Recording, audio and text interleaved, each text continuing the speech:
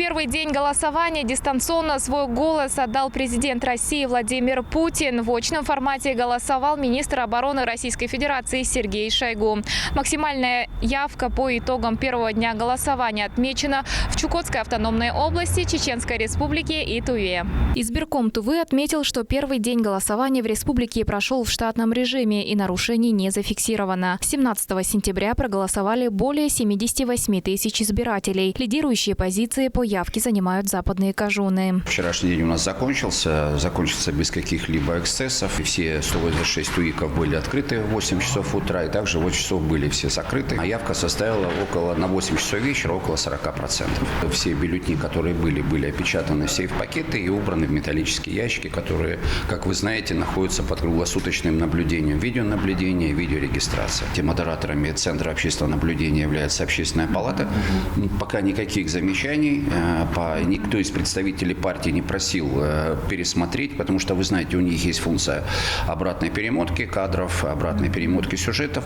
Насколько я получил информацию от Юрия Юрьевича Ананина, заявлений не поступало. На участках есть необходимое количество перчаток, необходимое количество масок, антисептических средств, ручек. Поэтому я думаю, что соблюдалась дистанция 1,5 метра, насколько это было вчера возможно. После этого, мы вчера попросили помощи у Роспотребнадзора. Они своими сотрудниками помогали нам в плане соблюдения санитарно-эпидемиологических норм. Также ранее избирком Тувы сообщал, что в нашем регионе онлайн-голосование не проводится. Досрочно проголосовали 11 295 избирателей, проживающие в труднодоступных и отдаленных местностях Тувы. В красной зоне ковид-госпиталей голосование состоится 19 сентября. На сегодняшний день у нас там 165 больных. И, как уже я вчера говорил, голосование в этой красной зоне у нас сформирован 187 УИК.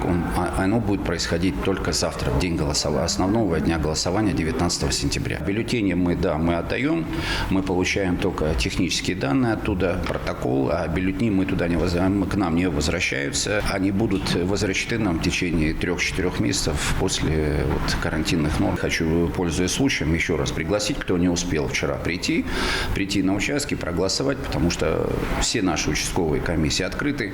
Они будут открыты до 8 часов вечера. Напомним, что проголосовать можно и на дому. Для этого необходимо позвонить в свой избирательный участок. Члены комиссии в сопровождении наблюдателя и сотрудника полиции прибудут к вам домой. Но заходить никто к вам в дом не будет. Все бюллетени вам должны передать, соблюдая санитарные нормы. Проголосовать можно 18 и 19 сентября с 8 утра до 20 часов. Айдан Ихолы, Владимир Сюртук, Мирана Иргит, Тува 24.